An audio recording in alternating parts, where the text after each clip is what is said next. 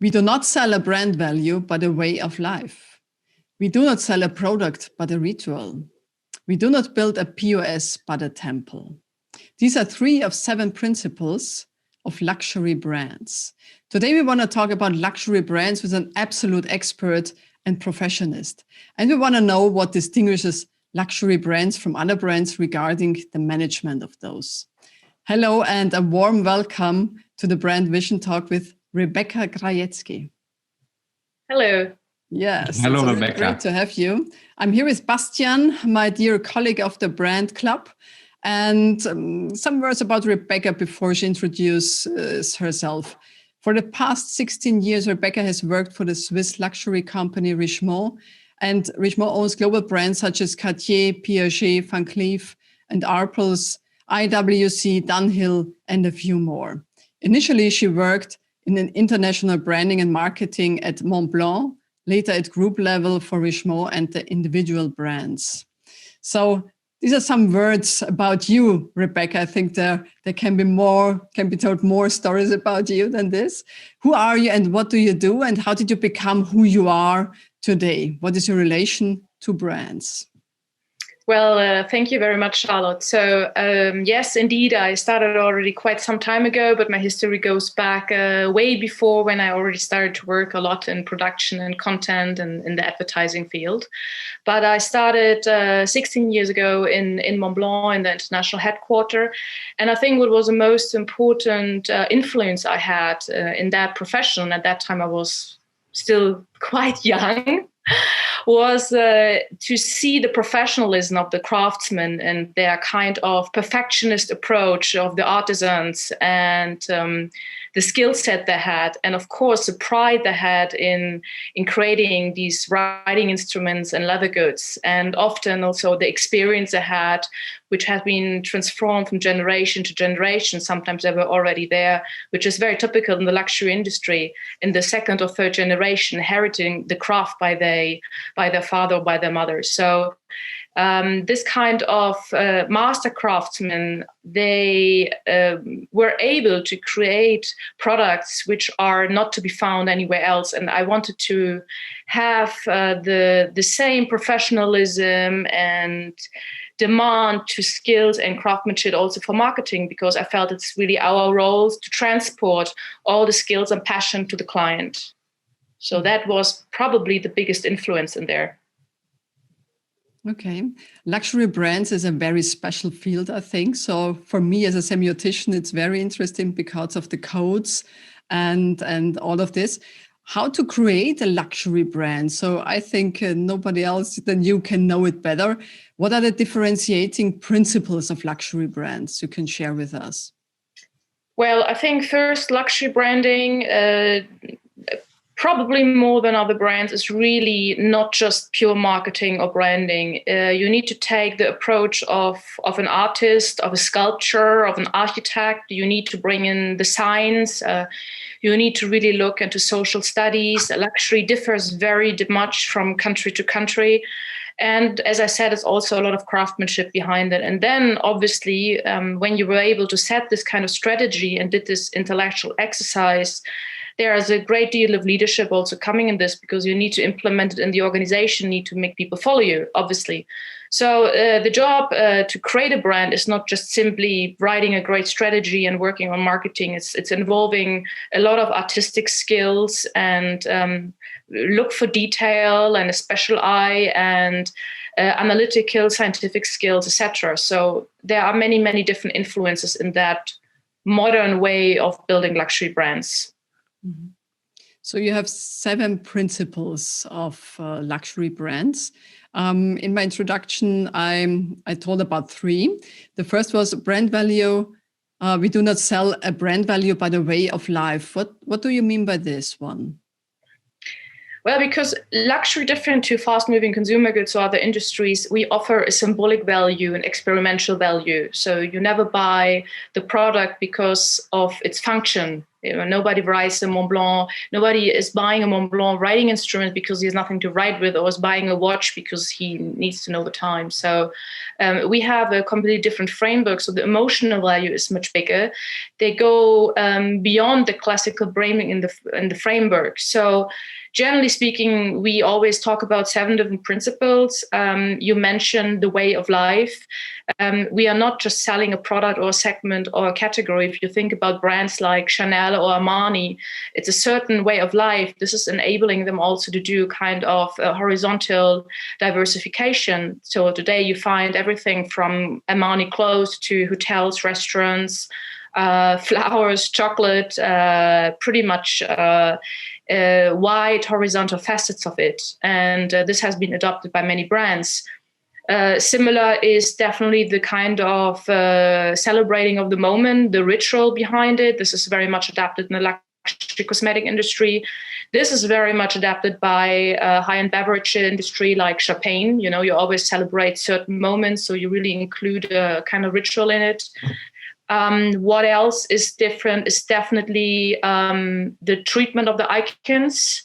So in the fast-moving consumer industry, you have a brand. We work with different icons. If you look at Chanel, they identified around 10 icons, say Miss Gucci, and then they repeated and reinterpreted it through the collection and bringing the brand forward by playing this kind of orchestra of different icons, always being new and reinterpreted, but still always representing the DNA of the brand. So if you look at brands like Chanel, they have the camellia flower, they have the symbol of the lion, they have the tweed jacket, they have Chanel No. 5, and all these elements are always reinterpreted year after year. So you always keep the DNA, but you always modernize it according to the social context and the stage of luxury and, of course, the trend. So this is very, very different. Different is definitely the point of the POS. The brand is your most precious asset, so you need to control it in retail. This is why all the brands, they move more and more to retail, different to maybe fast-moving consumer goods. I'm not including Nespresso here. But the brand can only be controlled really in your own environment. So they're going away from dealers or wholesalers, and then they are really investing in AAA locations and prime locations in order to celebrate the brand and control the brand as much as they can. And then these kind of point of sales, of course, they are becoming experience center where you're really close to the brand, where you can really experience the value of the brand to the utmost assets. So it's really, if you look at the New York store of Prada, the Ram Koolhaas at that time, or the opening of the Louis Vuitton flagship store in Paris, 1,800 square meters, where you really have prime architects really creating the essence of a brand in a real space. This is not being done anywhere else. But of course, many, many brands follow right now, and they discovered this kind of approach to brand building. Yes, I wanted to say this. I don't want to interrupt you because it's really amazing what you say. But there are some brands, I think, in the FMCG sector and other branches which do the same. Do you think they want to imitate the luxury brands, or they want to use the codes of success of the luxury brands? Yes, of course. That's very evident. I mean, it's all about upscaling and the margin. So if you want to, if you look at Nespresso, I mean, basically it's a coffee brand, but they really move into the prime segment because this is the way they sell it really as a lifestyle, what I just said before, and something much more than just coffee. So design plays a role, the lifestyle, the attitude to it. They celebrate the ritual of drinking coffee. So they really copy exactly these kind of principles I just mentioned. Other brands are doing similar things. A lot of new brands are coming into from Asia, or if you look at brands like Tesla, before they were working exclusively with dealers and they were somewhere in a suburb. Now they're renting AAA locations next to Mont Blanc, Espresso, you name it, and they're really building a store in prime locations where they're not really necessarily selling the car at first hand, but they make the brand experience there and they bring it closer to the customer. And these stores have become much, much more than just a POS. This is an experience store, an experience space where you can have a dialogue with the brand, and you can dive really into the values of the brand. So this goes much beyond that. So of course, they're all adapting that principle. Mm-hmm. I understand that you really can control the brand experience in one single flagship store. But as you already mentioned, I believe it's a huge complexity in managing the perfect brand experience on a global scale. What can the other brands learn from the luxury industry by achieving this? Because I believe if there is an industry which is able to do this to the highest extent, then it is your industry, isn't it? Well, it is the focus on the experience itself, the experimental value, the symbolic value, what you have for the customers. So it starts from really the luxury selling process. How do you speak with the customers? To the investment you put for these kind of experience centers, the dedication you give to the customer, to the dialogue. It's really...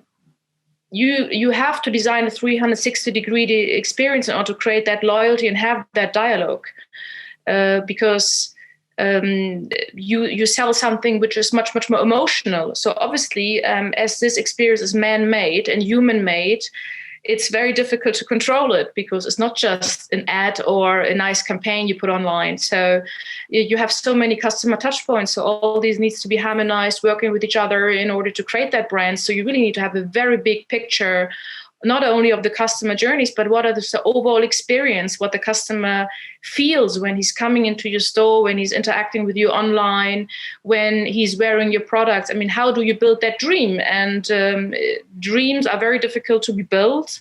It takes a lot of dedication. It takes absolutely a no compromise attitude, because it's just so easy to, with one detail, to destroy the dream. Mm-hmm. So I think it's something what is utopia. You can never create the real dream, but it's a drive to get as close as possible. This kind of attitude, and we're close to culture, aren't we? Could you describe for us a bit behind the scenes of a luxury brand? How is the culture of such an organization like? How do the people work together to achieve these tremendous brand experiences? Well, I think the first thing is that everybody in the organization understands the brand is the most important asset. The brand is a hero. So it's not about people, or it's not about who's really behind it. Everybody's job is to protect the brand. The second thing is, I think, the dedication and to perfectionism, really, to always drive it further, to do no compromise. It's a very artistic approach. You know, like what the artists say, you know, it's very difficult to be happy and to say that that's it, you know. So if you the standards are really high for design, for experience, for creating in general perfection. So there is nothing what is just done a little bit or half, you know. I mean, if you go into internally, this you can see something also in the way even simple PowerPoints are done, you know. So when I compare that to other companies, they are always stopping, or often they're stopping in the middle, you know, which is like, yeah, it's okay, you know what I mean. It's this complete drive to make it as perfect as possible, and the dedication to the detail. And as better this is done, as more successful it is. And this is something where you really see then the real luxury brand, you know, that it's a little bit like in top restaurants, you know, where you really see how the table is set. When people really measure to say, okay, the glass has to be there and the plates have to be arranged in a certain manner. Yeah, you could just simply also put all the plates wherever on the table, and that's also fine. You get the message, but it's not the same experience. So it's a constant drive for perfection and pride and dedication, and it's just a no compromise attitude, and that's very different. So it's not for anybody, huh? This kind of industry and culture. Would you say that this culture is the most important asset of a luxury brand? Or let's say if you would want to buy a sleeping brand, what could be what's from your point of view? What's the most important asset if you look into a company? Well, if you want to buy a company, obviously you don't have the culture in there yet, or it's nearly sleeping. So if you still have employees in there, obviously they need to adapt to a certain kind of perfectionist approach. But of course, if you really consider buying a luxury brand, your most important value lies in the archive. Because this is where the icons, the stories are, especially when you build a heritage brand, or when you buy a heritage brand, then you bring it into the future. What has been there as a heritage in the past, what can be translated and can be used. I mean, when Karl Lagerfeld took over Chanel, he was going back to the archive, same as Tom Ford when he went to Gucci. And that's basically what all the luxury brands even doing in times of crisis. They go back to what is the big DNA of the brand, what can be reinterpreted, what is modern. They all go back to the icons. And as more icons as you have, as better it is. So it's some brands that just have a logo and they really think that's a brand. No, the major brand are really the icons. And I'm always surprised that this is not becoming very evident, because a lot of people ask that all the time. Says, how important is it? I mean, what would be Porsche without the icons, without the main cast? You know, I mean, every heritage brand or luxury brand in Europe has these icons, and these icons are the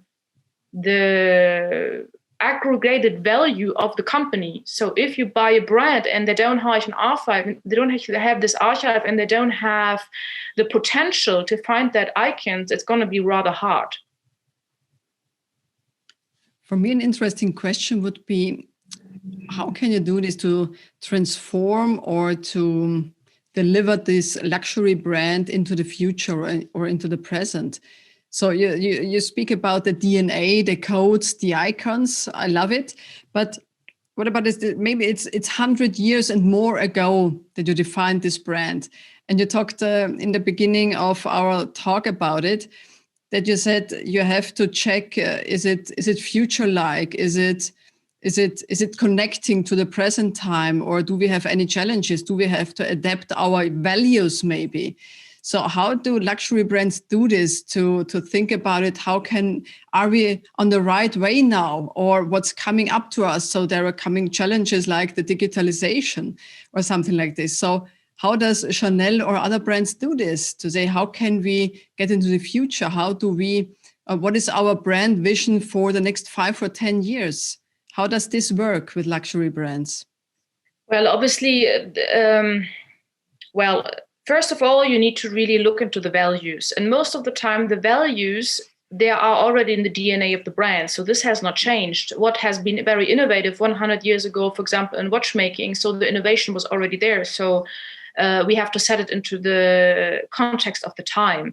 So most of the time, the values are staying, because obviously Chanel or Bulgari or Bugatti or any kind of luxury brand, what you took from the past, they already had the drive for perfection. They already had the element of innovation. They had the idea of quality. So all these kind of things have been there. So the question is, are these values constant and are they still modern today? And they are, of course. So then you have obviously challenges which are much more technology driven, like digitalization or socially driven or environmental driven or whatever. But these are different challenges. Everything starts from the values of the company. Mm-hmm. And then how you translate that and how you manage this in business operation, that's, of course, a bigger picture. So you would say, sorry, Bastian. So you would say the values are the big treasure of a brand, not only the luxury brand. So everything starts with defining the values and to say, okay, it's perfection, it's quality, it's family, it's, I don't know. So to define this and then to adapt it to the context of time, the context of environment and what changes in the time. So the values stay the same and you check it always, are we on the right way? And maybe perfection gets another intention than 100 years ago. Is this what you mean? Well, I think as a luxury brand, perfection comes as a must. So if you do things half-half, you're not in the luxury industry, because you cannot produce something precious, outstanding, and unique when you just do it half-half, a little bit. So perfection is definitely the approach what goes along through the entire luxury industry. So the maintenance do you make to today's society? And this is a much bigger question to ask. And once you define the purpose and the deep values, the true values, what are you standing for? Then you can decline that through the entire organization. Because if you have a company standing for entrepreneurial spirit, and that's your value, then this entrepreneurial spirit needs to be lived in every kind of function, from HR to finance to operations. And if your value is creativity, something which is coming up a lot, so it doesn't only this doesn't only involve the design department. I mean, you can be very creative and have a creative approach in legal, in project management, in any other way. So it's basically meaning you're challenging the status quo. So these kind of values need to be translated throughout the organizations. And it's not only that the luxury industry has done this very well. I mean, Apple has done this very, very well too, I mean, you really, in the moment you're in touch with a company and with a product, the values are everywhere throughout the entire organization, present and lived. Yeah. So there's a lot going on, I believe. From your point of view, Rebecca, what's the most challenging task right now for luxury brands? What's the major challenge today?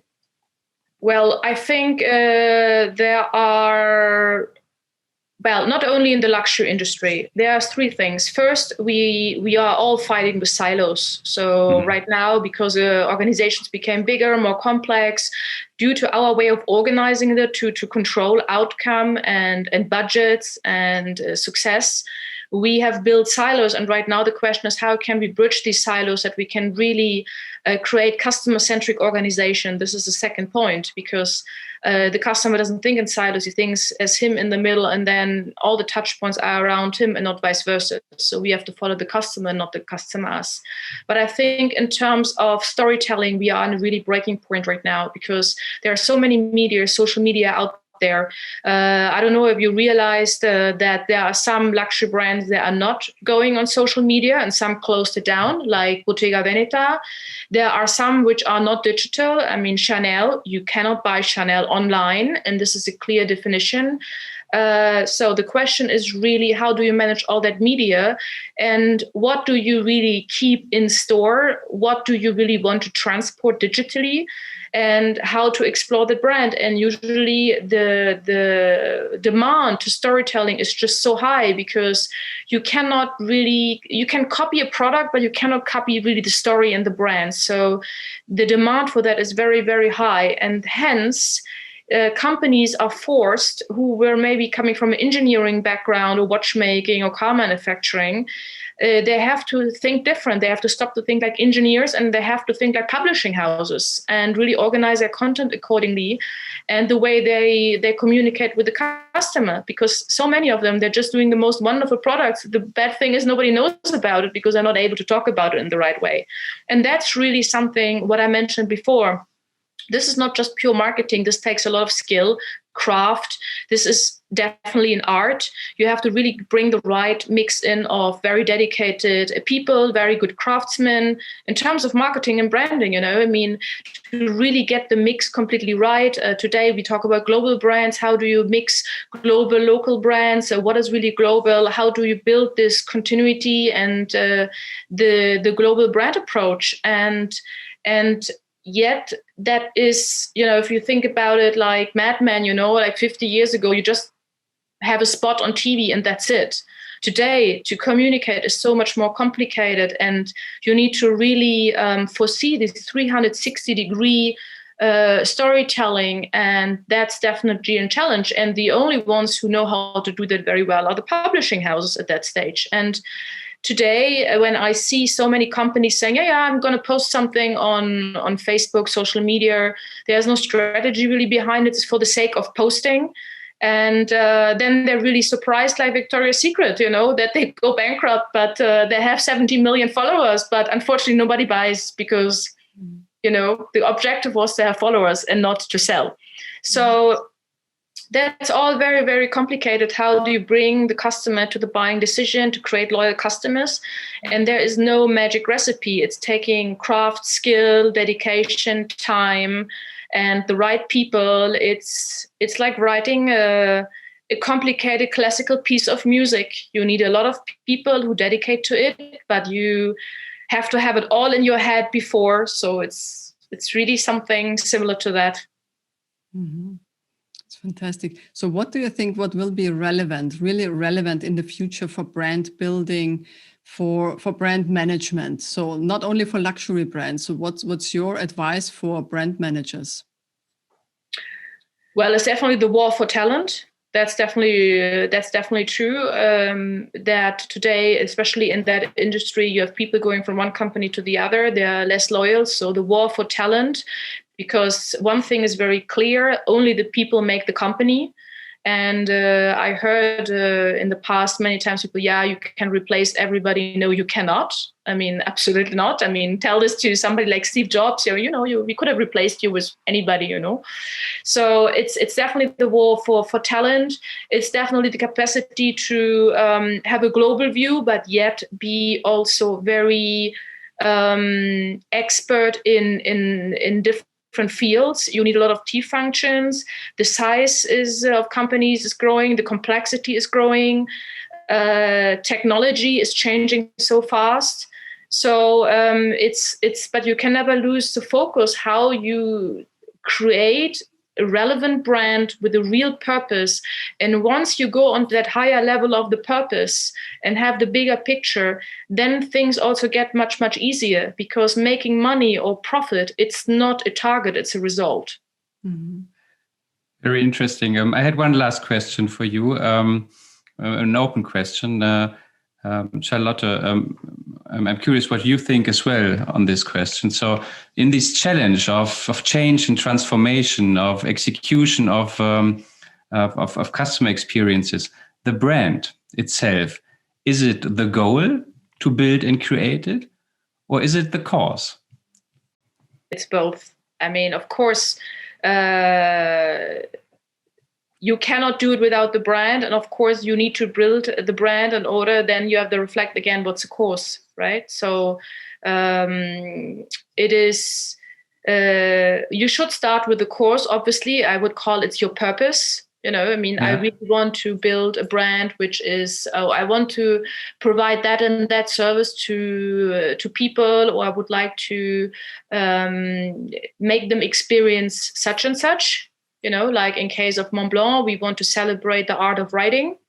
So that's your cause. You believe in that. That's very important. But in order to achieve that, you have to build a brand. And then once you build the brand, it's coming back to the cause. So it's like a circle. But there are more elements to it. There is no end to it. So, and then you have from right and left, of course, constant innovation and social climate and changing of trends. I mean, COVID definitely had a huge impact on how people perceive luxury, and the importance of purpose and meaning just exploded in the last year. And that's something very, very interesting to see, because it's a very positive development in my case, because too many companies, they were just thinking about the profit, and then they wondered why they have only short-term success and not a really exponential return of investment, because I think too short-term. So you have to be in for the long run. That's for sure. I completely concur with you. If you want to create these kind of distinctive experiences, you need the right people to create them, especially if they want to be creative, or if you want them to be creative, thinking outside of the box, not only doing what you tell them or what is written down in a manual or something. And to achieve this, I believe the change of organization, the change of leadership is the key success factor to develop companies in this direction, isn't it? Yeah, and I think one important element is I've seen so many companies that hire great people, but they don't listen to them. So it's very important also to listen to the experts, who you have in house, because most of the time all the knowledge is in house. You don't need to go to a huge consultancy company, because your employees, they know exactly what's happening on the point of sale. Mm-hmm. They know exactly what happens in the store. They speak to the customers. All the information is out there most of the time. So the question is how you really organize it and really have a constant dialogue with the people. And I think that's something very important for the CEOs, because many times they're sitting on the gold mine that just don't know. But of course, this is taken for granted only when you have really high potentials in-house. Absolutely right. For me, it's also the thing, I totally agree with Rebecca and you, Bastian. It was a very deep question, I think. For me, it's the systemic approach. So what we can learn from luxury brands is that they have a point of view. It's very systemic. It's not here is a silo, is marketing and HR, here is the product. It's a systemic approach, and also to see what are the context factors which can influence the brand, our values, our doing, our meaning, our messages. And Rebecca, you also have the other principles we did not mention yet, but I think we talked about it somewhere. The customer segments versus access to a circle. It's not about segments also in the customer point of view, but it's more like I'm a member of a circle. It's more also the symbolic thing and the emotional thing I have as a customer or as a member of a brand. And the value creation versus the legend telling. I think this is also very interesting from the customer point of view, to say it's more than buying a product and having it or wearing it. It's more than this. It's all the symbolic you buy with the luxury brand, isn't it? Yeah, of course, the product is the transporter of your perfect self-image. So when you it all starts with a perfect image of yourself, and then the brand or the product you wear or you choose, they are bringing you closer to that dream of yourself. Mm-hmm. So this is the way you would like to see yourself, including, of course, with the value, the company, what it stands for, etc. So that's definitely a major point. But yes, access to a circle, for some people, status is something very important, and there can be different reasons. Some people like to be part of a club, so they can discuss, they can mingle, they can network, etc. And they have one passion. This is maybe watches from that brand or cars from that brand, and they like to meet people who have a similar passion.